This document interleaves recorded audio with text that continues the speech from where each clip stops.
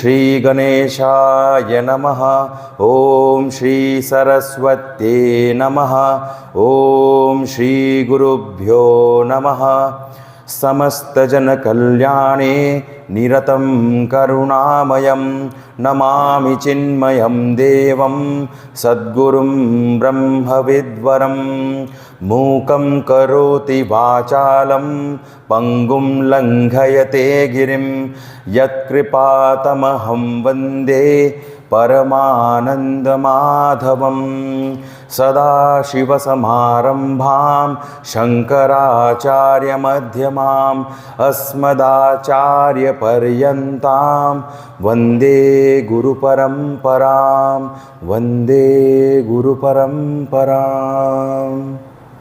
ॐ पार्थाय प्रतिबोधितां भगवता नारायणेन स्वयं व्यासेन ग्रथितां पुराणमुनिना मध्ये महाभारतम्। अद्वैतामृतवर्षिणीं भगवतीम् अष्टादशाध्यायिनीम् अम्ब त्वामनुसन्दधामि भगवद्गीते भवद्वेषिणी।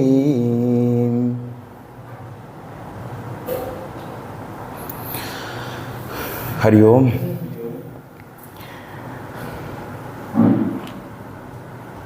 आज हमारा आखिरी सत्र है इस श्रवण साधना का, दूसरे श्रवण साधना का। तो लास्ट पिछले कक्षा में हमने देखा कि आत्मा जो है किस प्रकार से उसके बहुत सारे जो है लक्षण जो है अलग अलग जो है हमने देखा। तो सबसे पहले कहा कि अजह अजह नित्य शाश्वत, फिर अलग अलग जो है कहे नित्य सत सर्वगत शाश्वत, फिर पुराण, ये सारे चीज़ें से अव्यय अविनाशी, इन सभी चीज़ों से उनको बताया गया। तो अब इन सब को जान के अभी हमारे मन में ये आएगा कि शाश्वत, पुराण, अव्यय, ये सब सारे शब्द हैं। अब जैसे कि एग्जाम्पल के रूप में ये शब्द जो है एक प्रकार से उसको निर्देशित करता है कि वो उस प्रकार का है, लेकिन उसका जो स्वरूप है वो क्या है, अनुभव के माध्यम से ही जाना जा सकता है। शब्दों के माध्यम से हमें पता चलता है कि ये चीज़ कुछ है, लेकिन उसको अनुभव शब्दों के माध्यम से वो नहीं हो सकता। शब्दों से पढ़ाई करके उसका अनुभव नहीं हो सकता। अनुभव कैसे हो सकता है? सिर्फ और सिर्फ उसको अनुभव करके। अब एग्जाम्पल के रूप में हम देखें तो चीनी है, उसकी जो मिठास है, उसका जो अनुभव है, मिठास का जो अनुभव है, क्या उसे हम शब्दों में बता सकते हैं? नहीं बता सकते। लेकिन हमने उस उस अनुभव को एक नाम दे दिया है। क्या दिया है? स्वीटनेस, कि वो मीठा है। लेकिन मीठा क्या है बता सकते हैं? जब इस स्थूल जगत का अनुभव में भी हमें ये अनुभव, छोटे छोटे अनुभव जो इंद्रियों के माध्यम से हो रहा है, हम उसको शब्दों से उसको बता रहे, लेकिन उसका जो अनुभव है उसको नहीं बता पा रहे। तो ये जो अति इंद्रिय विषय है, इंद्रियों से जो परे है आत्मा, उसको हम शब्दों से कैसे अनुभव कर सकते हैं? ये बात जो है, इसीलिए ये सभी चीज़ें हमें these are the all words are the pointers है हमारे लक्ष्य को तक पहुंचाने के लिए। लेकिन जब हम लक्ष्य की प्राप्ति करते हैं तो यही जो शब्द है, यही जो कंसेप्ट्स है, उस क्षण जब अनुभूति हो जाती है तब ये सारे कंसेप्ट्स क्या हो जाते हैं? It is not there, it is destroyed completely the moment we are in the, जब हम उस समय अपने मन में हमारा लीन हो जाता है, तभी ये ऐसा होता है। फिर कहा कि जगत जो है वो सब व्याप्त है। किससे? भगवान से, चैतन्य से। सब जगत, पशु पक्षी, हाँ, एवरीथिंग, टेबल कुर्सियाँ, जितने भी चीज़ें हैं, हर चीज़ क्या है? भगवान से व्याप्त है। तो जब सब चीज़ से वो व्याप्त है तो शरीर जो है, वस्त्र हम बदलते रहते हैं। ये हमने ये भी देखा कि वस्त्र किस प्रकार हम बदलते हैं, हमें उसका कोई अफसोस नहीं होता, कोई उसका परेशानी नहीं होता, शोक नहीं होता। लेकिन अगर मृत्यु हो जाए, शरीर हमने छोड़ा, तो हमें ऐसा समझना है कि एक शरीर छोड़ा, जब उसका जो उपयोग खत्म हो चुका हो तो भगवान अपने आप निश्चित करते हैं कि ये जब इसका शरीर पूरा हो जाता है तब इसको त्यागने की आवश्यकता है। जैसे पुराने वस्त्र हम त्यागते हैं, वैसे ही नया पुराने जो कपड़े हैं, जो पुराना शरीर है उसे हम त्यागते हैं और फिर नया जो है शरीर को धारण करते हैं। तो ये जो है, इससे ये भी पता चलता है कि ये शरीर त्यागा और नया जो शरीर को हमने धारण किया। इससे ये पता चलता है कि ये पुनर्जन्म भी एक है, सिद्धांत है। तो आज हम पुनर्जन्म सिद्धांत है वो एग्जिस्ट करता है, तो उसके जो कारण है वो हम देखने वाले हैं। उसके पीछे जो लॉजिक है, कैसे, कोई प्रश्न कर सकता है मैं तो नहीं मानता पुनर्जन्म को, तो कैसे, तो हम इस तर्क से इनको बता सकते हैं कि ये सारे जो कारण है इसके माध्यम से हम कह सकते हैं कि पुनर्जन्म है। तो कल जो हमने श्लोक नंबर जो है 22 का हमने पूरा नहीं किया था, उसको हम आगे बढ़ाते हैं। तो प्रश्न मन में आ सकता है कि जो पुनर्जन्म, हमने ये देखा कि आत्मा जो है उसका जन्म नहीं होता, अजन्म, अजह इसलिए कहा, अजह, हाँ। और फिर कहा कि ये शरीर है वो तो इस मिट्टी से बनी है, मड से बना है और यही मड में मिल जाता है। तो जो जन्म हो रहा है वो किसका हो रहा है, तो ये सूक्ष्म शरीर का हो रहा है। सूक्ष्म शरीर यानी कि चित्त, बुद्धि, अहंकार, ये है, इन सब का क्या हो रहा है, इन सब का वो जन्म हो रहा है। सूक्ष्म शरीर का मतलब मन, बुद्धि और उसके पीछे जो वासनाएं हैं, बहुत करोड़ों जन्मों की जो मेमोरीज है, ये सारे उसका कारण है। और यही इसी को कहते हैं कारण शरीर, जिसका, क्योंकि वो जो कारण शरीर है, क्योंकि मैं अपने स्वरूप को नहीं जानता हूँ, इसीलिए क्या हो गया, मैंने कुछ अपने आप को शरीर मान लिया है, बुद्धि मान लिया है, इमोशंस मान लिया है, या बहुत विचार करने वाला इंसान हूँ, तो ये सारी चीज़ें उसमें आरोपित हो गए। तो जन्म किसका होता है, जीवात्मा का होता है। जीवात्मा यानी उसमें जो सूक्ष्म शरीर है उसी का होता है और वही जन्म लेता है। अब युक्ति से हम देखते हैं कि पुनर्जन्म जो है, हमने पिछले श्लोक में देखा था, लास्ट सत्र में देखा था, क्या देखा था कि बहुत सारे सिद्धांत जो है उसमें बताए गए थे कि बहुत सारे जो फिलोसफर्स है, कवि है, सब अनेक वो सभी मानते हैं पुनर्जन्म में। और हमने ये भी देखा कि इस्लाम और जो क्रिश्चियनिटी है उसमें भी उसमें माना नहीं गया है, लेकिन उसके जो पादरी वगैरह जो है वो मानते हैं। तो पहले तो उसमें लिखा नहीं था, लेकिन अभी लिखा है। तो अभी क्या हो गया कि युक्ति से इसे जानते हैं। तो इसके पीछे दो युक्ति है। अगर हम पुनर्जन्म को नहीं माने तो दो दोष आ जाते हैं। दो दोष यानी कि अब इसके कारण हमको सोचना पड़ता है। अब दो दोष क्या है वो हम देखने वाले हैं। तो ये जो है, और हमने ये देखा कि युक्ति के बिना कोई भी इंसान में श्रद्धा नहीं आता। विचार करते हैं तो उसको जब तक उसका उत्तर नहीं मिलता तब तक वो उसको विश्वास नहीं होता। और यही चीज़ जो है साइंस में भी देखा जाता है कि हम जब तक उसको, जो चीज़ थ्योरी है, जब तक वो प्रैक्टिकली सिद्ध ना हो जाए तब तक उसे क्या करते हैं, उसे हम यूनिवर्सल लॉ नहीं मानते। वैसे ही इसमें भी है। तो इसके पीछे दो जो है दोष बताए हैं। ये दो दोष अगर इस तर्कों से ही समझा जा सकता है। तो कहा, पहला है अकृत अभ्यागम दोष।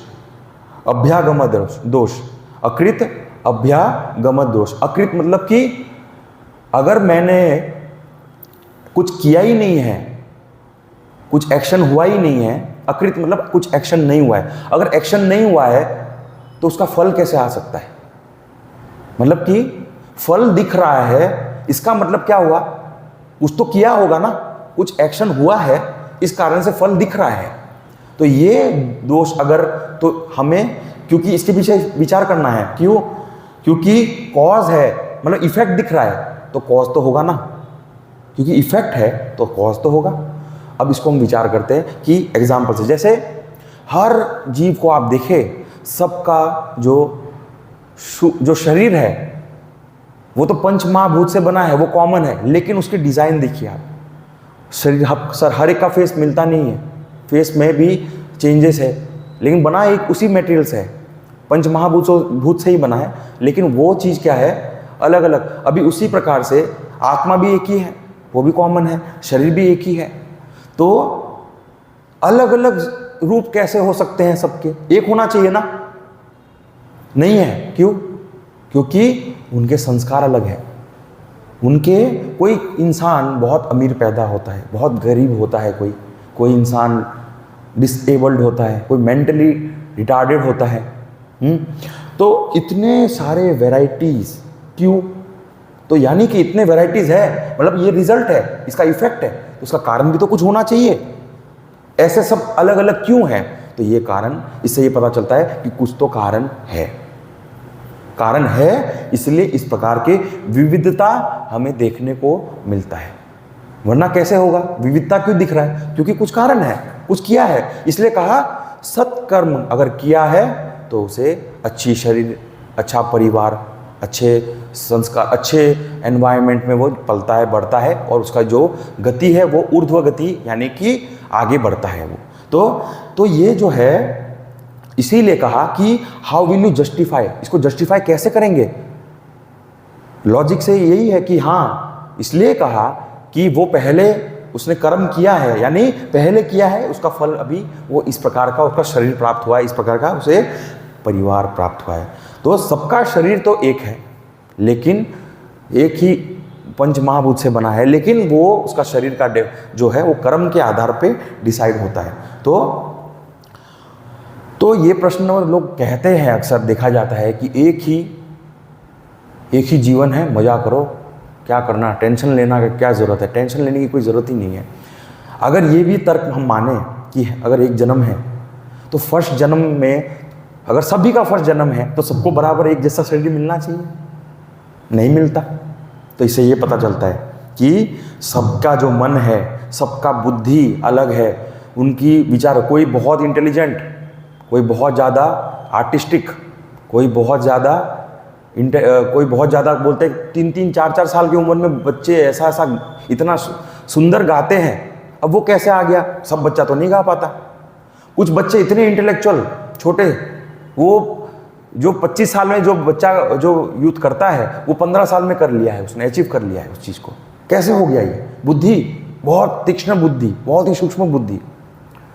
हाँ, तो ये सब चीज़ देखने को हमें मिल रहा है। तो इसीलिए कहा कि ये जो दोष है, इसके लिए अगर हम विचार करें, सबका अगर शरीर एक, अगर हम कहेंगे नहीं मैं मानता नहीं, शरीर भले अलग है, लेकिन क्या है, शरीर भले अलग है लेकिन पुनर्जन्म नहीं है, तो भगवान को हम कहेंगे तो भगवान तो पार्शियलिटी कर रहे हैं, किसी को शरीर अच्छा दिया, किसी को बुरा दिया, पार्शियलिटी कर रहे हैं। तो ऐसा तो होना नहीं चाहिए, क्योंकि ये संसार क्या है, नियम से चलता है, ये नियम से चल रहा है। इस संसार में क्योस नाम का कुछ भी नहीं है।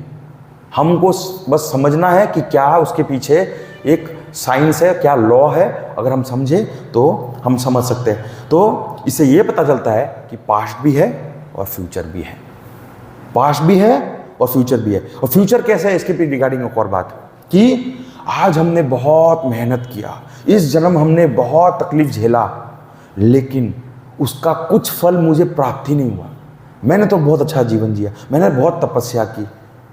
ऐसा अक्सर पूछते हैं सभी अपने आप से, अपने जीवन को पूछते हैं, मैंने कैसा क्या पाप किया, मैं तो बहुत अच्छा, सबका भला ही चाहा है, लेकिन मेरे साथ बुरा क्यों हो रहा है। तो यानी यहाँ क्या हो गया, ये इसको क्या कहते हैं, कृत विप्रनाश दोष, यानी कि किया लेकिन उसका फल जो है अभी तक प्राप्त नहीं हुआ, मुझे प्राप्त नहीं हुआ। तो ये भी क्या हो गया, अगले जन्म का कारण हो गया। और हमने ये देखा है, लॉ ऑफ कर्मा कहते हैं कि कुछ भी हम करते हैं तो उसका जो फल है वो तो हमें प्राप्त होना ही है। एग्ज़ाम में अगर हमने अच्छा अगर पढ़ाई किया है तो मार्क्स अच्छा आना है। तो क्या है, मार्क्स, पढ़ाई अच्छा किया है, अच्छे से एग्ज़ाम लिखा है तो मार्क्स आना है। तो यानी कि कर्म किया है तो उसका फल भी मिलता है। तो यहाँ कर्म किया लेकिन उसका फल हमें प्राप्त नहीं हुआ, यानी कि वो फल मुझे आने वाले जो बर्थ है, जो मुझे प्राप्त होगा, उसमें मुझे इन सब चीज़ों का आनंद मैं प्राप्त कर पाऊंगा। तो ये जो चीज़ है, अगर सपोज आप मानिए कि हमने अगर कुछ कार्य किया और उसका फल हमें अगर नहीं मिलने लगा, आगे भी नहीं मिलने वाला, तो ये संसार में क्योस हो जाएगा। क्योंकि कोई पता चल जाता है कि कुछ मिलने वाला है नहीं, तो क्या करो, सब जो करना है करो, सब गलत ही कार्य में लग जाएंगे, क्योंकि मिलने वाला फल है नहीं, तो ये क्योस हो जाएगा। इसीलिए ऐसा होता नहीं है, ऐसा होता नहीं है। इसीलिए ये जो दो युक्तियां हैं ये प्रूव करते हैं, क्या करता है कि ये जो है पुनर्जन्म होता है। अब इसके पीछे एक और है, श्रुति प्रमाण। श्रुति भी क्या कहती है? अब हमारे धर्म में माना जाता है कि वेद में जो लिखा है, श्रुति ने जो कहा है, वो क्या है? प्रमाण है। वेदाः प्रमाणम, यानी कि वेद क्या है? अपने आप में ही प्रमाण है।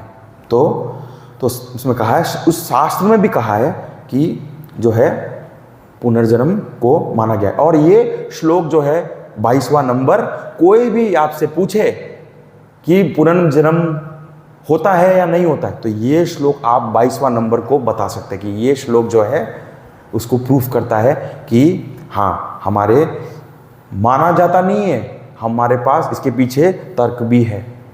तो प्रमाण, श्रुति भी प्रमाण है। और श्रुति प्रमाण कहाँ हो सकता है? जहाँ पे इंद्रियां जो है कार्य वहाँ पहुँच नहीं पाती, उसके लिए क्या है? शास्त्र ही प्रमाण होते हैं, वही उसको बताता है। अच्छा, अब जो है अनुभूति के स्तर से देखते हैं। अनुभूति के स्तर से देखे, एक्सपीरियंशियल, प्रैक्टिकल।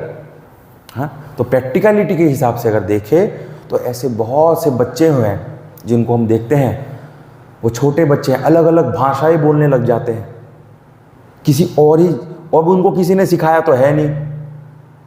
बच्चों को किसी ने रशियन भाषा या चाइनीज़ भाषा या जो भी भाषा, उनको नहीं सिखाया है, लेकिन वो बोल रहे हैं। वो बोलते हैं मेरा जो घर है यहाँ नहीं है, मेरा घर तो कहीं और है, और मेरे 2 पुत्र भी हैं। और वो जाके उसको बता भी देता है, चलो मैं तुमको लेके जाता हूँ, मेरे पुत्र से मिलाता हूँ।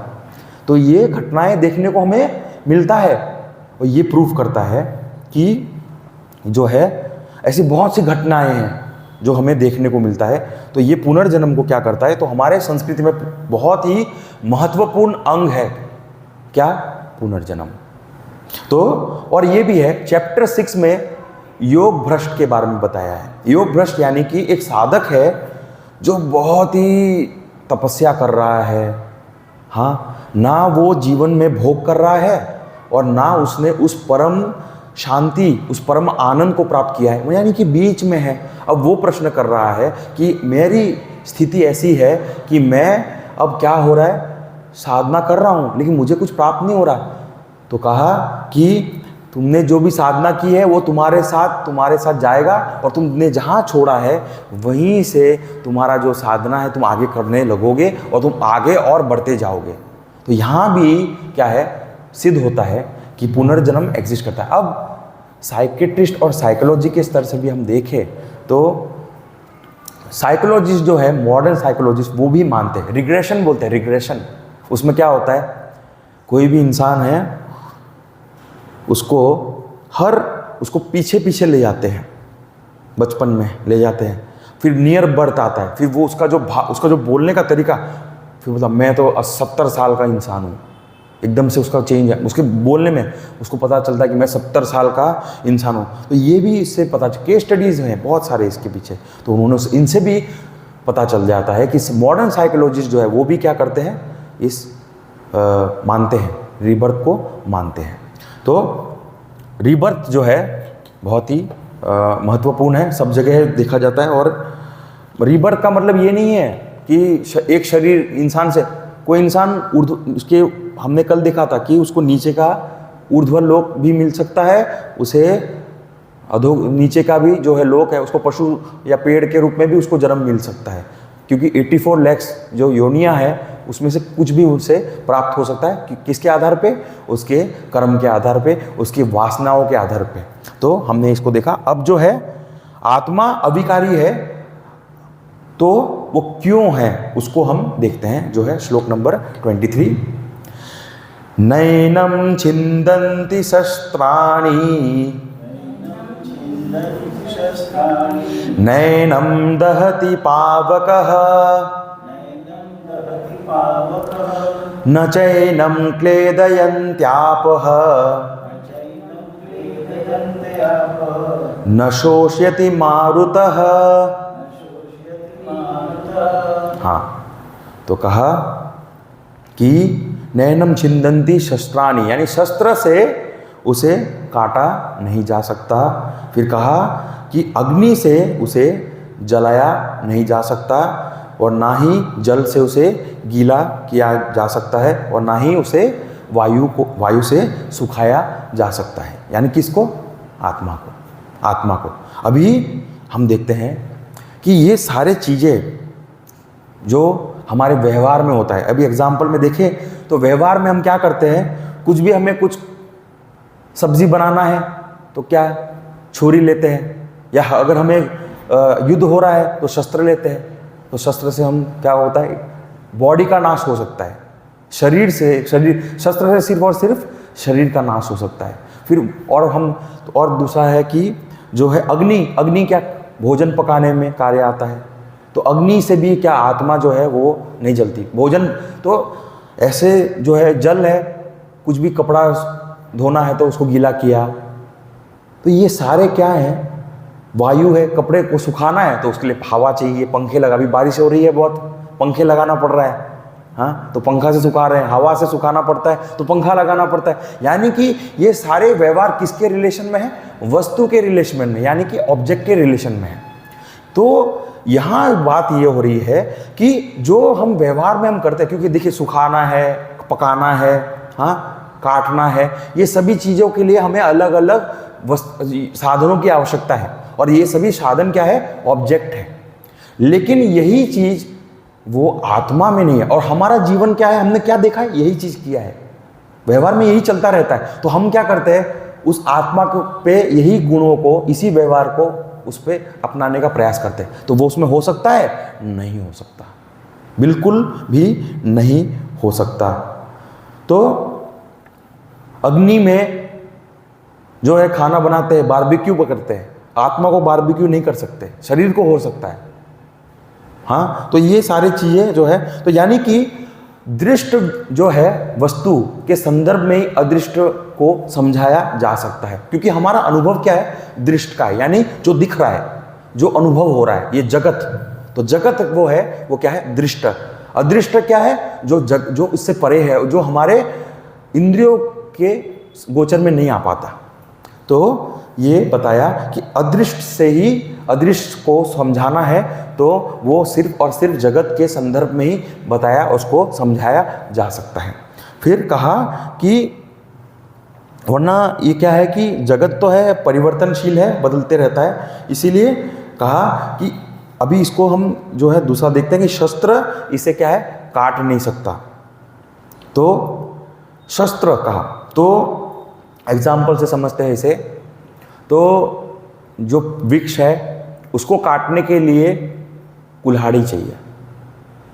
तो वृक्ष जो है वो स्वयं क्या है? स्थूल है, स्थूल शरीर। यहाँ जो है शस्त्र किसके लिए है? स्थूल के लिए, स्थूल शरीर के रिलेशन में है। बाकी और किसी की शस्त्र भी स्थूल है, शस्त्र भी स्थूल है और वृक्ष भी स्थूल है। यानी एक स्थूल को अगर काटना है तो स्थूल वस्तु से ही काटा जा सकता है। यानी वृक्ष को काटे तो किससे काटा जा सकता है? स्थूल, वो जो कुल्हाड़ी है उसी से काटा जा सकता है। अब जो कुल्हाड़ी है वो अग्नि को काट सकता है? नहीं। वायु को काट सकता है? नहीं। तो आकाश को कैसे काटेगा? आकाश को भी नहीं काट सकता, क्योंकि आकाश तो दिखता ही नहीं है, दिखता नहीं है, वो कहाँ है? लेकिन है, उसी में सब कुछ व्याप्त है। तो आप सोचिए कि जो आकाश को शस्त्र नहीं काट पा रहा, तो वो जो आत्मा है वो तो आकाश इन पंच महाभूत से भी परे है, उसको ये शस्त्र कैसे काटेगा?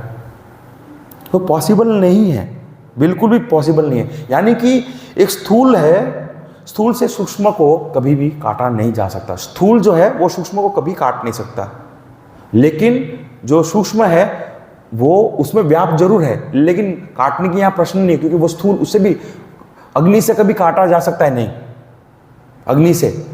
लेकिन हाँ, हम कह सकते हैं कि अग्नि से भी काटा जा सकता है, वेल्डिंग करते हैं तो वो होता है, करते हैं। तो यानी इससे ये पता चलता है कि अग्नि इतना सूक्ष्म है कि एक किसी भी वस्तु को काट सकता है। पानी भी हमने देखा है, आजकल आ रहा है एक जेट आ रहा है, वाटर जेट, जो किसी भी वस्तु को काट देता है, स्टील को भी काट देता है। वस्तु जो है, जल जो है वो किसी को भी काट देता है। इसी प्रकार से कहा कि पंचभूत जो है, जो जिस स्तर का है, पानी है तो पानी के स्तर में वो एक दूसरे के साथ जो है एक दूसरे को व्यवहार कर सकते हैं, लेकिन आपस में बाकी के सब अपने आप में एक दूसरे से व्यवहार उनके बीच नहीं हो पाता। फिर देखते हैं अग्नि जो है वो जला नहीं सकती। अब अग्नि का मतलब क्या है? उसकी जो ज्वलन शक्ति है उसी का स्वरूप है, उसी का क्या है? स्वरूप है। अब जो अग्नि है वो आकाश को जला नहीं सकती, लेकिन अग्नि क्या है? वस्तु को जला सकती है, पृथ्वी को गर्म कर सकती है, किसी भी वस्तु को क्या कर सकती है? जल को गर्म कर सकती है। जल भी, क्योंकि वो थोड़ा जल जो है सूक्ष्म है, किन से? पृथ्वी से और जल से, इसलिए वो उसको गर्म कर सकती है। क्या अग्नि ये आकाश को गर्म कर सकती है? नहीं। तो आप सोचिए, जो आकाश जो है वो सबसे सूक्ष्म है सब, और वो तो उसको भी नहीं कर सकता। तो हॉटनेस अगर हम डिस्ट्रॉय कर दे तो फिर बाद में अग्नि रहेगा कहाँ? उसका जो स्वरूप है उसी को डिस्ट्रॉय कर दे तो अग्नि रहेगा कहाँ? हाँ, इसीलिए कहते हैं कि स्वयं जो अग्नि है वो उस अग्नि को नहीं डिस्ट्रॉय कर सकता। स्वयं अग्नि जो है अपने गर्माहट को नष्ट नहीं कर सकता, तो वो आत्मा को कैसे नष्ट करेगा? कैसे नष्ट करेगा? स्वयं अपने स्वरूप को नष्ट नहीं कर पा रहा जो, तो वो क्या उसको नष्ट करेगा? हाँ, तो इसके बाद है जो जल जो है वो गीला होती है, वो तो गीला ही होता है। अब वो क्या है? उसको आत्मा को गीला नहीं कर सकता। अब ये जो है कोई भी पदार्थ हो जिसमें पानी ज़्यादा होता है, वही पानी के साथ कांटेक्ट में आके वो क्या होता है? खराब हो पाता है। पानी ही पानी के साथ मिलन, क्योंकि पानी उसमें से निकल जाता है, वो खराब हो जाता है। हाँ, तो फिर कहा वायु भी क्या है? उसे सुखा नहीं सकती। अब हम देखते हैं कि आजकल जो है सुखाने की जो ट्रेडिशन है वो पहले भी थी, लेकिन अभी मॉडर्न तरीका आ गया है। क्या है? कुछ भी चीज़ें हैं आजकल सब क्या करते हैं? उसको ड्राई कर देते हैं। हर चीज़, सब्जी भी ड्राई मिलती है आजकल पैकेट में, सब कुछ मिलने लगा है। पहले हम लोग करते थे, वो नेचुरल था, लेकिन आजकल क्या करते हैं? पैकेजिंग कर दिया, बस इतना फ़र्क है। लेकिन हम करते थे, सब्जियां होती थी उसको हम सुखाते थे, भिंडी हो या कुछ भी हो, पहले सुखाते थे। तो अब उसमें क्या है? सब्जी को जैसे सुखा देते हैं तो हमको लगता है कि आत्मा भी उसमें जो है उसको हवा के माध्यम से हम सुखा सकते हैं। नहीं, क्योंकि वो वायु से भी क्या है? सूक्ष्म है और परे है। तो आत्मा तत्व में जो जल है उसका अंश नहीं है, उसका अंश जो जल है उसका अंश आत्मा में नहीं है, तो कैसे उसको सुखाएंगे? हाँ, तो और हम तो ये जानते हैं कि आत्मा है, उसी के बल पे मन को शक्ति मिलता है, और वही मन क्या करता है? इस जगत को बनाता है, इस जगत को बनाता है। और हम कह रहे हैं कि जिसका जो कारण है उसका जो इफेक्ट है, उस इफेक्ट से हम कारण को कैसे नष्ट करेंगे? इम्पॉसिबल। तो ये सभी जो है बताया और कहा कि इसीलिए क्या कहा कि जो अभी तो हमने बात किया पंच महाभूत के बारे में, तो ये सब तो पंच महाभूत है, उससे सटल क्या है? मन और बुद्धि। जब आकाश तक भी ये सारी चीज़ें जब उसको पहुंच नहीं पा रहा, तो मन बुद्धि को वो ये स्वयं जो है अग्नि, शस्त्र, जो हवा, ये पवन जो भी है, ये सब जब आकाश को उसमें कोई परिवर्तन नहीं कर पाता, तो मन बुद्धि में भी कैसे परिवर्तन कर सकता है? और अगर ये मन बुद्धि में भी परिवर्तन नहीं कर सकता, तो ये जो आत्मा है जो नित्य है उस पर कैसे प्रभाव पड़ सकता है? उसका प्रभाव इसीलिए कहा नित्य है, सर्वगत है और स्थाणु है। स्थाणु है यानी कि it is like a pillar, it is standing, it is unaffected. वो बिल्कुल भी क्या है? हिलता नहीं है। और वो टाइम से बिल्कुल भी इफेक्ट नहीं होता। इसीलिए कहा कि तुम जब इस प्रकार से अगर समझोगे तो शोक करने की तुमको किस कारण तुम शोक कर रहे हो, अर्जुन तुम किस कारण शोक कर रहे हो, ये कहा। फिर अब जो है कहा आत्मा जो है सनातन है, वो किस प्रकार है और सनातन स्वरूप से क्यों और कैसे उसे हम पहचाने जा सकते हैं। तो इसके बारे में हम जो है श्लोक नंबर जो है 24 है उसको हम पढ़ेंगे। अच्छेद्योयमदाह्योऽयम् अक्लेशद्यो शोष्य एव च नित्यः सर्वगतस्थाणुः अचलोऽयं सनातनः। अच्छेद्य यानी कि जिसे काटा नहीं जा सकता, जो हमने देखा। अदाह्य मतलब जिसे जलाया नहीं जा सकता। अक्लेद्य यानी कि जिसे गीला किया नहीं जा सकता। अशोष्य यानी सुखाया नहीं जा सकता। तो ये सारी चीज़ें हमने देख लिया, क्योंकि इन्हें इस प्रकार से हम नहीं कर सकते तो क्या है, आप फिर बताया कि आत्मा क्या है, वो है नित्य, सर्वगतः, स्थाणुः, अचल और सनातन। ये शब्द के माध्यम से बताया। तो हमने नित्य के बारे में देखा है। थोड़ा सा और देखते हैं कि जो वस्तु है, जो नित्य वस्तु है, उसी के माध्यम से ये माया शक्ति आई है, प्रकृति आई है, और ये शक्ति जो है उसी के माध्यम से ये जगत जो है वो कार्य कर पा रहा है। जैसे कह सकते हैं कि ये पंखा है, इसके पीछे शक्ति क्या है, इलेक्ट्रिसिटी। तो पंखा कैसे कार्य कर पा रहा है, इलेक्ट्रिसिटी के माध्यम से। अब वही शक्ति किससे आया है, उसकी शक्ति का जो सोर्स है वही है मन, और मन का सोर्स क्या है, आत्मा। तो यानी कि वस्तु का नाश क्या है, वो इस वस्तु का, सत वस्तु का, वस्तु यानी यहाँ पे सत वस्तु जो है उसका नाश पॉसिबल नहीं है। किससे, प्रकृति से, क्योंकि उसी के, प्रकृति किससे आई है, उसी से आई है, और वो उसको स्वयं को कैसे नाश कर सकता है, नहीं कर सकता। इसीलिए मानव निर्मित साधन हो या ये जो जगत में जितने भी शक्तियाँ, जो प्राण है और जो भी हम कह सकते लाइफ एनर्जीज कह सकते हैं, ये सभी चीज़ें क्या है, किसी भी चीज कारण से वो डिस्ट्रॉय उसको नहीं कर सकता। फिर जो है फिर बाद में जो है उसका नेक्स्ट जो है सर्वगतः। हाँ, सर्वगतः यानी कि व्यापक। व्यापक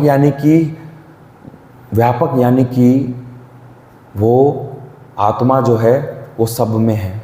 व्यापक मतलब सभी में, हर चीज पे है।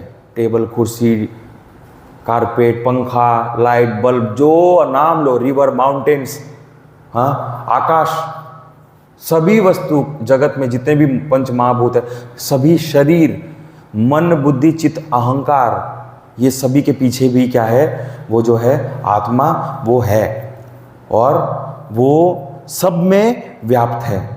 और सब में व्याप्त है यानी कि, और साथ में कहा कि उसमें जो है आकार भी नहीं है, कोई आकार भी नहीं है। आकार किसकी हो सकती है, जो सीमित है। अब सीमित क्या है, जैसे मैं कहता हूं ये शरीर है, वस्तु का डेफिनेशन क्या है, ये वस्तु है, शरीर बोला मैंने, ये मेरा बॉडी है, यानी इसके बाहर क्या है, मेरा बॉडी है। इस उंगलियों के बाहर क्या बॉडी है, नहीं, यानी इसके बाहर क्या है, हवा है। या कह सकते हैं कि ये रूम है, मैं इस रूम से अलग हूं, मैं इस जो हवा है इससे अलग हूं। मैं अपने देह को क्या कहता हूं, इस सीमित, यानी कि ये बाउंड्री है एक। तो वस्तु जो होता है उसमें क्या होता है, बाउंड्री सेट होता है। लेकिन यहां आत्मा जो है, क्योंकि उसका कोई रूप नहीं है, हाँ, उसका कोई रूप नहीं है, और ना ही वो कोई एक पर्टिकुलर सीमित में है, आकार में है। सीमित होगा तभी तो उसको आकार हम दे सकते हैं ना, कह सकते हैं कि ये इसका आकार है। सीमित होगा तभी आकार हो सकता है। तो इसी कारण कहा कि जिसका आकार ही नहीं है, हाँ, तो उसे आकार किसका होता है, जो व्यापक नहीं है। और जो आकार रहित है वो वही क्या हो सकता है, व्यापक हो सकता है। तो व्यापक उसको बताया। फिर कहा कि देश काल जो है उससे भी वो देश काल में जितने वस्तु होते हैं वही फाइनाइट होती हैं, लेकिन आत्मा जो है वो देश काल से भी परे है और वो परिच्छिन्न नहीं है। It is not finite, it is infinite. And हमारा जो स्वरूप है जो है वो भी इनफाइनाइट है। यानी कि यहाँ जो आत्मा की बात हो रही है, यानी कि मेरा जो स्वरूप है वो क्या है, इनफाइनाइट है। मैं शरीर, अपने आप को शरीर मानता हूँ और वो शरीर को अगर मैं मानूँ तो मैं अपने आप को सीमित कर देता हूँ, और जब सीमित कर देता हूँ तो मैं फिर दुखी होना ही है। लेकिन मेरा जो स्वरूप है वो क्या है, वो तो सर्वगत है, वो व्यापक है, हर जगह मैं हूँ, हर जगह मैं हूँ, हर जगह। सो आत्मा जो है वो सभी जगह है। फिर इसके बाद कहा स्थिर और अचल। स्थिर और अचल। अब स्थिर जो होता है, यानी कि स्थिर, यानी कि यहाँ पे जो शब्द यूज किया है वो है स्थाणु। स्थाणु को कहा है, यानी कि मजबूत। जैसे खंबा होता है ना, कैसा मजबूत होता है, या फिर वृक्ष का दृष्टांत ले तो वृक्ष कैसे होता है, वो मूव नहीं करता। यानी कि स्थाणु मतलब स्थिर है। जो स्थिर है वो अचल ही होगा। लेकिन वृक्ष में अगर हम देखें, वृक्ष तो अचल है, क्या स्थाणु है, लेकिन अचल है, गति है, तो उस प्रकार से देखें तो नहीं है। लेकिन ऊर्ध्व गति तो है, बड़ा तो होता है, फल आते हैं, पत्ते आते हैं, सब कुछ आते हैं, डालियां बढ़ती जाती हैं, हाँ, ये सब तो होता ही रहता है। तो इसीलिए क्या कहा, स्थाणु अगर हम कह देते तो इससे क्या हो जाता कि इसीलिए इसको अगर हम स्थाणु कहते तो वो रुकता है। तो वृक्ष को हम देखें तो स्थाणु है, लेकिन उसमें परिवर्तन तो हो रहा है। इसीलिए क्या कहा, अचल भी साथ में जोड़ना पड़ा। इसीलिए अचल भी जोड़ना पड़ा, यानी कि उसमें कोई गति भी नहीं है, यानी कि वो ना बढ़ता है ना वो घटता है। गति कहाँ होती है, जब किसी एक जगह से हमें किसी और जगह जाना हो, एक पॉइंट से दूसरे पॉइंट जाना हो, तभी डिस्टेंस क्रिएट होता है। और उस डिस्टेंस को कवर करने के लिए एक पर्टिकुलर स्पीड चाहिए, तभी हम उस तक पहुंच। अगर हमारा 0 स्पीड है मतलब कि हम वहीं ठहरे हुए हैं, यही होता है ना। अगर हम वहीं ठहरे हुए हैं तो मतलब कि गति नहीं है। अब गति यानी कि किसी एक पोजीशन से दूसरे पोजीशन में जाना है तो गति चाहिए, स्पीड चाहिए। अब यहाँ क्या है, वो तो व्यापक है, सब जगह है। अब सब जगह है तो उसे वहाँ से वहाँ जाने की आवश्यकता क्या है। और अगर हम कहें कि 2 है, यहाँ से वहाँ जाना है, यानी कि उसमें अंश है। आत्मा में अंश, उसमें अंश भी नहीं है, हमने ये भी देखा, उसमें कोई अंश नहीं है, अवयव है, यानी कि अंश नहीं है उसमें। तो ये सारी चीज़ें जो है बताते हैं कि किस प्रकार से ये जो है देश काल से परे है। इसीलिए इसमें इन सब चीज़ों के ऊपर नहीं होता, निषेध कर दिया। ये सब चीज़ें क्या है, निषेध कर दिया कि वह, इसीलिए कहा स्थिर है और क्या कहा, अचल है। फिर कहा पुराण। अब इसको पहला जो है पुराण, पुरातन, पुराण यानी पुरातन, पुराना है, पुराना।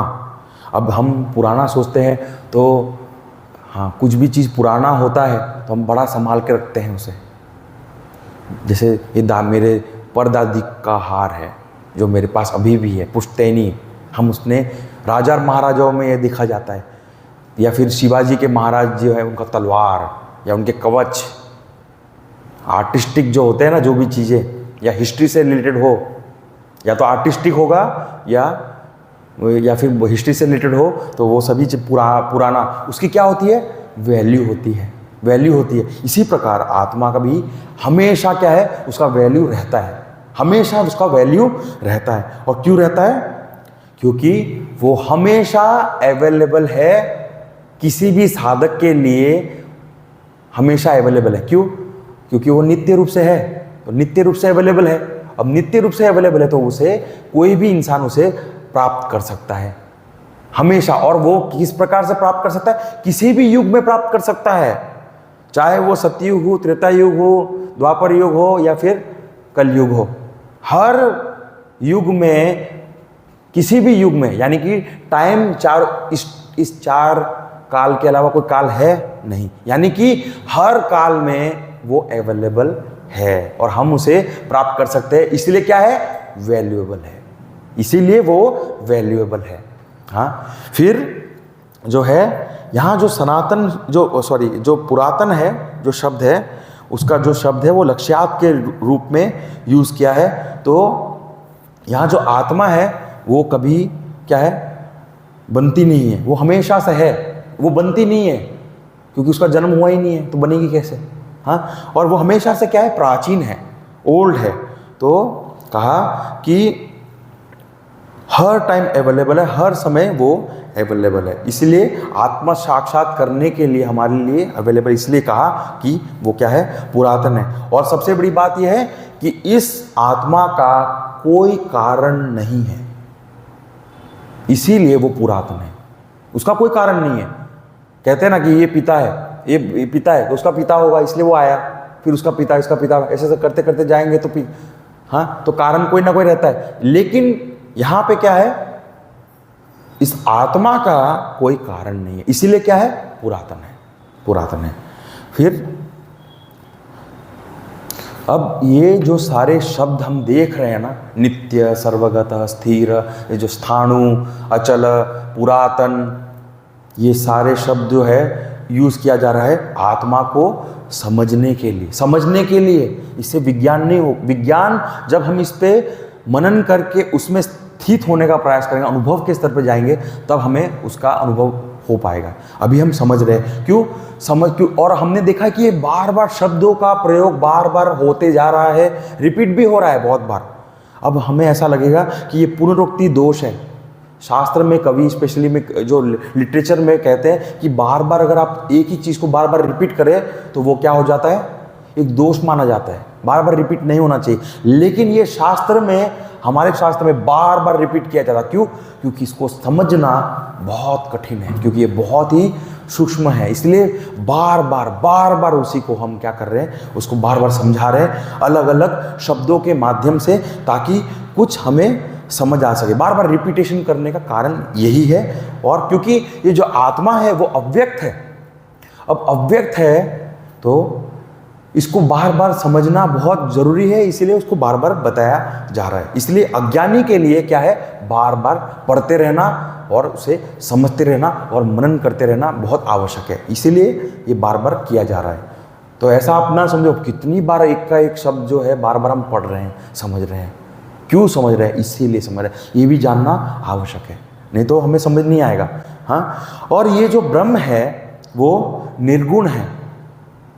अब हम हमारे जीवन में सब चीज़ों को जो देखते हैं वो सब गुण के आधार पर ही देखते हैं। जिसमें गुण नहीं है, अब पानी में जैसे गुण नहीं है, लेकिन वो भी क्या है, अपने आप में क्या है, उसका टेस्ट नहीं है, ये भी क्या है, एक गुण है। टेस्ट नहीं है, टेस्टलेस है, ये भी क्या हो गया, गुण हो गया ना। टेस्टलेस कह दिया ना, ये भी गुण हो गया, टेस्टलेस भी एक गुण है। तो हम सब चीज़ों, जैसे मीठा है वो भी एक गुण है, वो भी एक उसका प्रॉपर्टी है, और टेस्टलेस है वो भी उसका क्या है, उसको भी हमने क्या गुण दे दिया। तो यानी कि शब्द सारे शब्द जो है हम यूज़ कर रहे हैं उस ब्रह्म को जानने के लिए, उस निर्गुण जो है उसको जानने के लिए। और ये बहुत ही सूक्ष्म है, इसलिए बार बार रिपीट किया जा रहा है।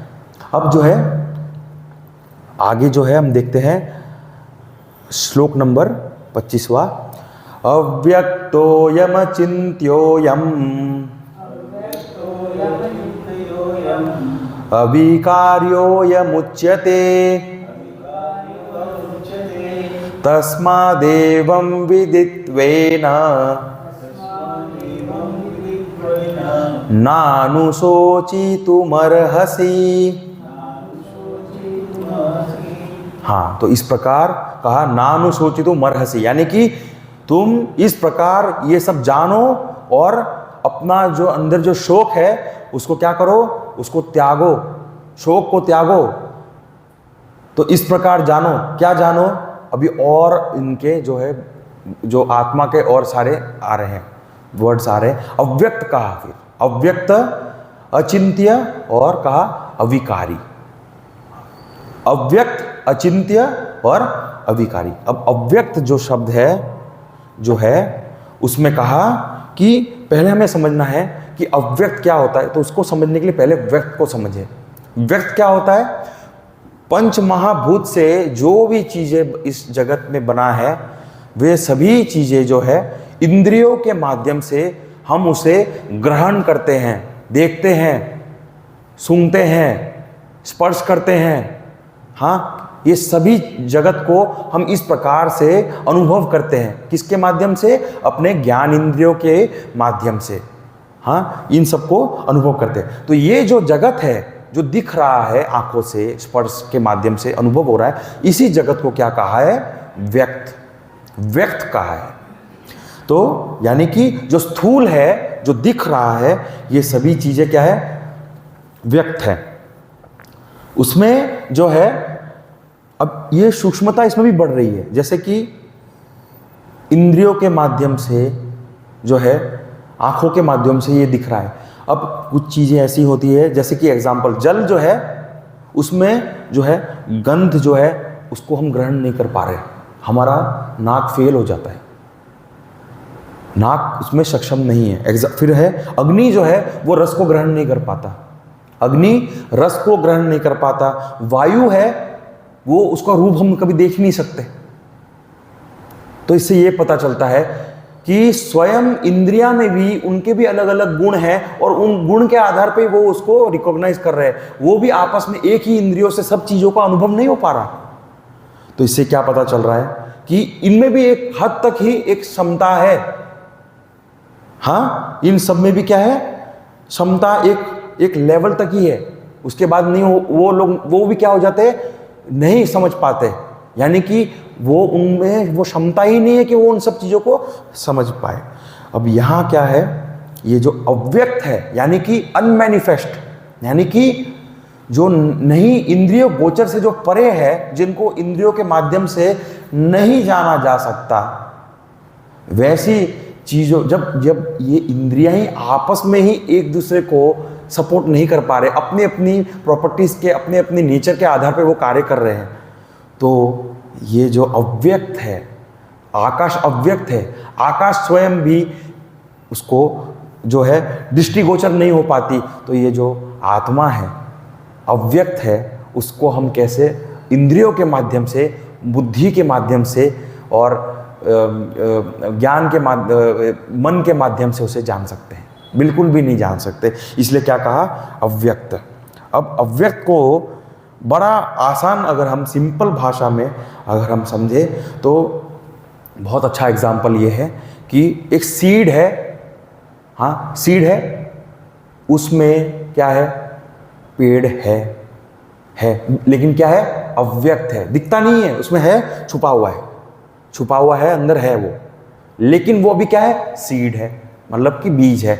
अब हम उस बीज के अंदर जाके क्या पेड़ का स्वाद ले सकते हैं? क्या हम उस पेड़ को आंखों से देख सकते हैं? क्या हम उस पेड़ को उस बीज में जाके जला सकते हैं? क्यों? क्योंकि अव्यक्त है वो। अव्यक्त को अग्नि हमने देखा, छू नहीं सकता।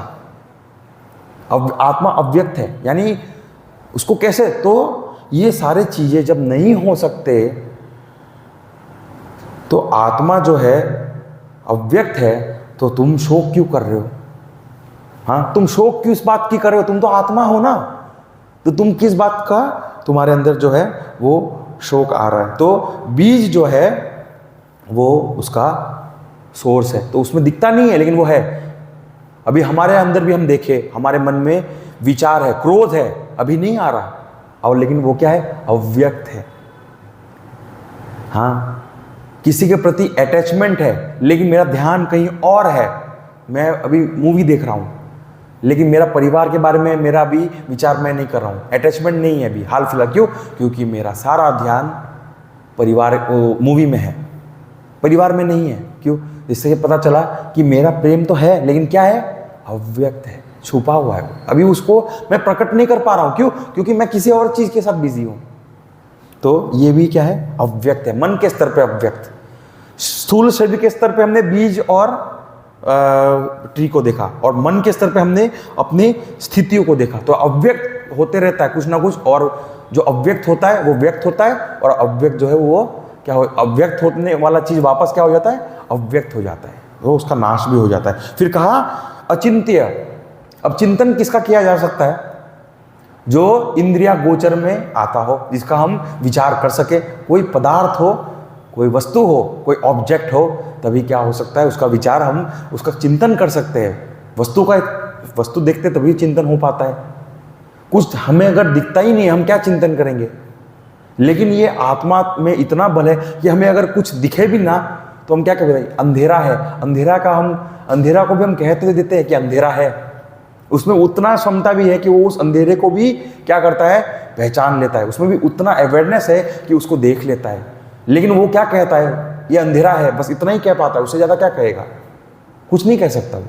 तो अचिंत्य यानी कि जो विषय है उसी का क्या, जो इंद्रिय गोचर है उसी का चिंतन किया जा सकता है। लेकिन जो अचिंत्य यानी कि एक और मन और बुद्धि से जिसको ग्रैस्प नहीं किया जा सकता, जो आत्मा है उसको कभी भी हम नहीं समझ सकते अपने मन और बुद्धि से। क्योंकि हमने देखा स्वीटनेस का जो स्वीटनेस है उसको हम शब्दों से बोल सकते हैं, लेकिन वो क्या है, क्या बता सकते हैं, अनुभव से नहीं बता सकते। वैसे ही इसी की कारण से बताया कि हम उसे इन सब नामों से बोल सकते हैं। अव्यक्त है, पुराण है, अजय है, निर्विकार है, निर्गुण है, अलग अलग जो विशेषण के नाम पे हम उनको बता सकते हैं। लेकिन ये सारी चीज़ें वो नहीं है, वो हमें ये भी जानना है। फिर कहा कि सिर्फ और सिर्फ आत्मा का हम उसके बारे में हम अवेयर हो सकते हैं। अवेयरनेस से ज़्यादा वो नहीं हो सकता, अवेयर हो सकते हैं।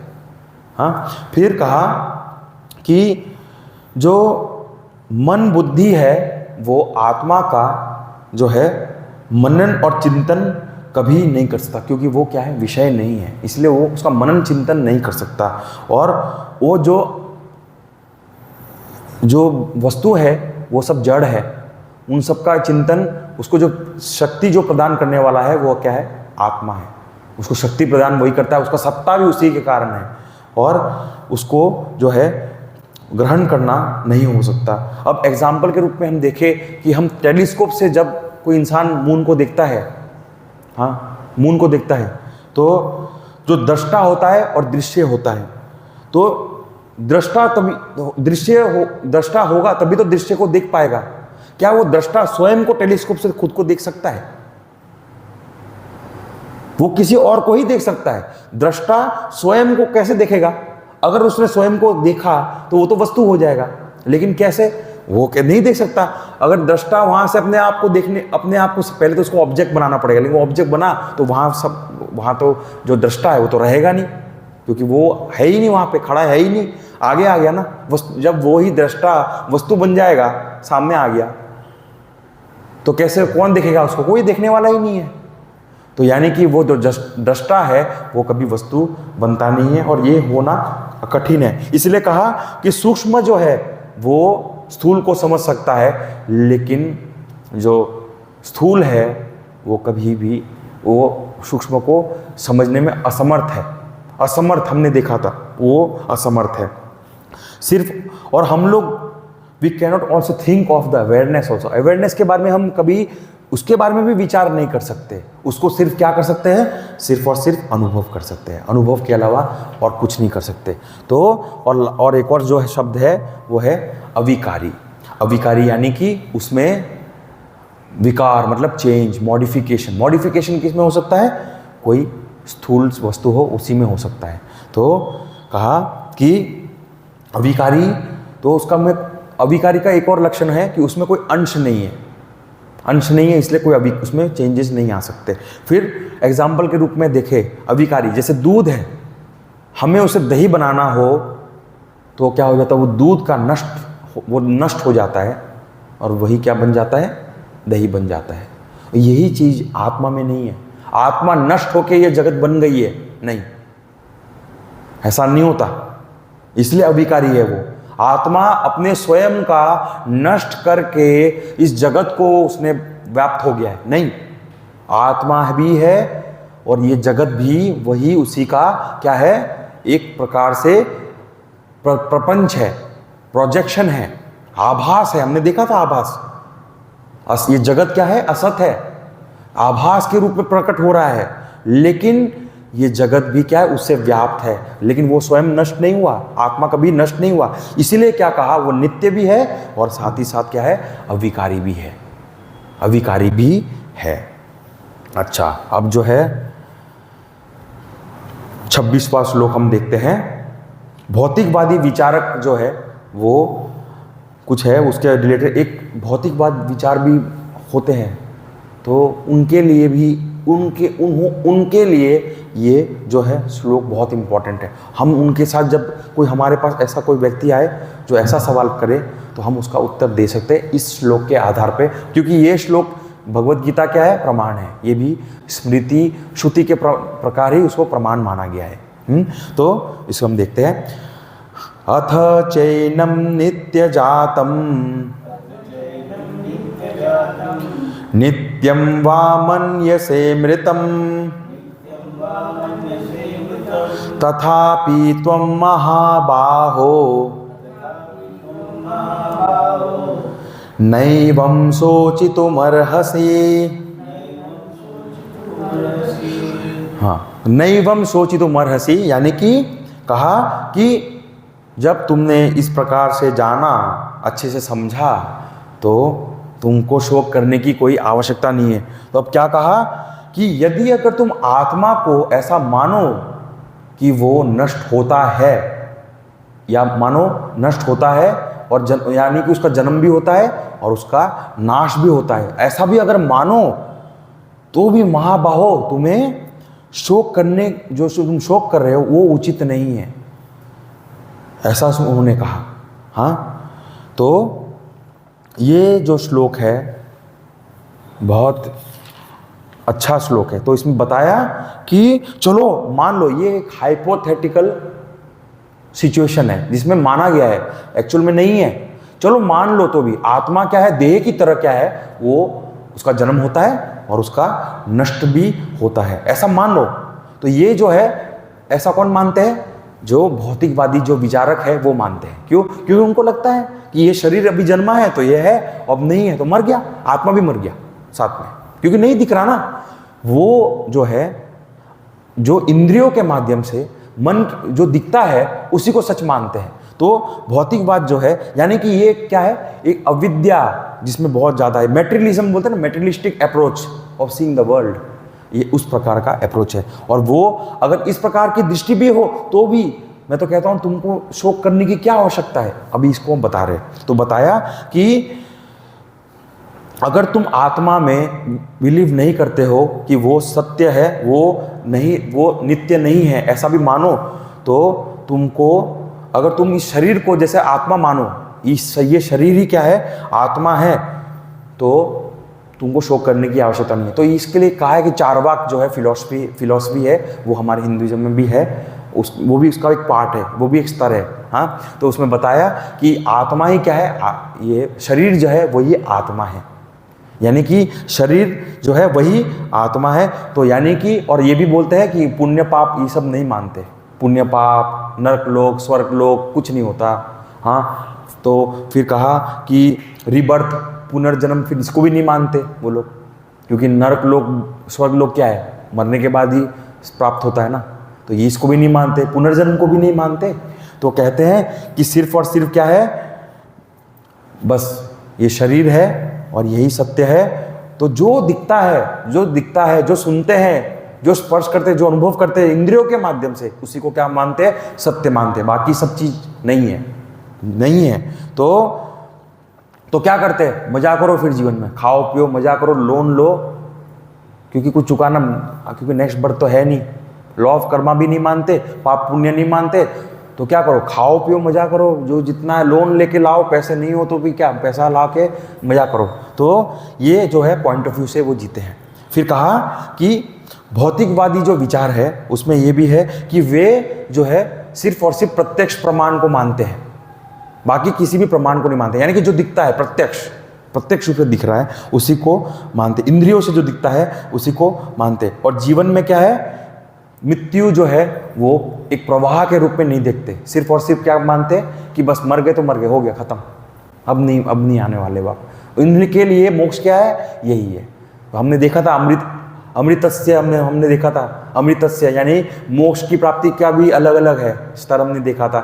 शरीर में दुख रहा है, उसकी जो निवृत्ति हो गई तो क्या हो गया, मोक्ष मिल गया, आनंद मिल गया, मैं उससे मुक्ति मिल गई मुझे दर्द से। हाँ, फिर मृत्यु हो गया, फिर ये मृत्यु, ये मृत्यु वाले उनको चार्वाक कहते हैं। यही क्या है, भौतिकवादी जो है विचारक जो है वो ऐसा उनका विचार होता है। तो कहा कि इस प्रकार से, क्योंकि जन्म अगर हुआ भी है और मरना भी निश्चित है, तो हमें पता है, अगर ऐसा भी मानो आत्मा अगर है, आत्मा अगर उसका जन्म होता है और वो मृत्यु भी होती है, तो भी शोक करने की क्या आवश्यकता, क्योंकि तुम्हें तो पता है कि ये तो होने वाली है। तो जब होने वाली है तो तुम समझो इस बात को, और फिर तुम उस पर विचार क्यों करो, चिंतित क्यों हो रहे हो, हाँ घबरा क्यों रहे हो, ये तो समझो और समझ के क्या करो, एक्सेप्ट करो, क्योंकि तुम्हारे पास कोई चॉइस नहीं है। जो है स्थिति है, ये लॉ है, नेचर में ऐसा हो रहा है, हम क्या कर सकते हैं, कुछ कर सकते हैं, बिल्कुल भी कुछ भी नहीं कर सकते। तो कहा कि जिस प्रकार से लहर जो है वो उठता है ताकि क्या हो सके, वो नष्ट हो सके और दूसरा लहर वापस आ सके। अगर वो लहर वहीं का वहीं ठहर जाए तो दूसरा लहर कैसे आएगा, नहीं आएगा ना। इसीलिए कहा कि निश्चित ही जो है तुम इस बात को मानो कि तुम्हें ये जो नियम है, इसको ये जो है कभी ना कभी तो हमें मरना ही पड़ेगा। सो मरना पड़ेगा तो फिर तुम इस बात पे घबराते क्यों, शोक क्यों मनाते हो, हाँ। तो इसीलिए इसको बताया। तो अभी हम जो है यहीं तक रखते हैं इस सत्र में, और अब जो है हमारा जो श्रवण साधना है जारी रहेगा। हमने 26 श्लोक तक किया है और आगे की जो श्रृंखला है वो हम उसको बढ़ाएंगे आने वाले सत्र में। तो आप सभी जुड़े रहें और इसका भरपूर लाभ लें। और हमें ये बहुत ध्यान रखना है कि जब हम पढ़ाई कर रहे हैं तो इस पढ़ाई को समझते हुए हम इसको प्रचार भी करें, इसको बताएं भी लोगों को। और इससे क्या होता है, हमारे अंदर जो ज्ञान है वो क्या होता है, दृढ़ रूप से दृढ़ होता है और मजबूत होता है। हमारे अंदर भी उसका जो है व्यवहार में दिखने लग जाता है। तो उसको समझना और समझाना ये दोनों बहुत आवश्यक है। तो और हमारा जो नेक्स्ट प्रोग्राम है उसके बारे में आपको सूचित किया जाएगा। श्रवण साधना है, उसके बारे में आपको बताया जाएगा। तो अब जो है एक कस्टमरी है, हमारे गुरु परंपरा है। तो उस गुरु परंपरा के आधार पे हम इस जो ज्ञान हमें प्राप्त हुई है हमारे गुरु परंपरा की, उसको हम कृतज्ञता व्यक्त करने के लिए एक कस्टमरी है कि दक्षिणा के रूप में हम प्रदान करते हैं। तो वो दक्षिणा आप जो है ऑनलाइन हमारे बैंक डिटेल्स वगैरह सब कुछ दिया गया है, सो आप उसके माध्यम से आप उसे कर सकते हैं। और तो इसका जो लिंक वगैरह उसमें ऑलरेडी शेयर किया हुआ है। तो इतना कहते हुए हम इस सत्र को समाप्त करते हैं और भगवान गुरुदेव और इस परंपरा, ऋषि परंपरा को हम सभी याद करते हुए, उनका नमन करते हुए इस सत्र का जो है समाप्ति उनके नाम से हम करते हैं और पुनः मिलते हैं। ओम स्वस्ति प्रजाभ्यः परिपालयन्तां न्यायेन मार्गेण महिं महिषाः गोब्राह्मणेभ्यः शुभमस्तु नित्यं लोकाः समस्ताः सुखिनो भवन्तु। काले वर्षतु पर्जन्यः पृथिवी सस्यशालिनी देशोऽयं शोभरहितः ब्राह्मणाः सन्तु निर्भयाः। ओम सर्वेषां स्वस्तिर्भवतु, सर्वेषां शान्तिर्भवतु, सर्वेषां पूर्णं भवतु, सर्वेषां मङ्गलं भवतु, सर्वे भवन्तु सुखिनः, सर्वे सन्तु निरामयाः, सर्वे भद्राणि पश्यन्तु, मा कश्चित् दुःखभाग् भवेत्। असतो मा सद्गमय, तमसो मा ज्योतिर्गमय, मृत्योर्मा अमृतं गमय। ओम पूर्णमदः पूर्णमिदं पूर्णात् पूर्णमुदच्यते पूर्णस्य पूर्णमादाय पूर्णमेवावशिष्यते। ओम शांति शांति शांति। हरि ओम श्री गुरुभ्यो नमः। हरि ओम।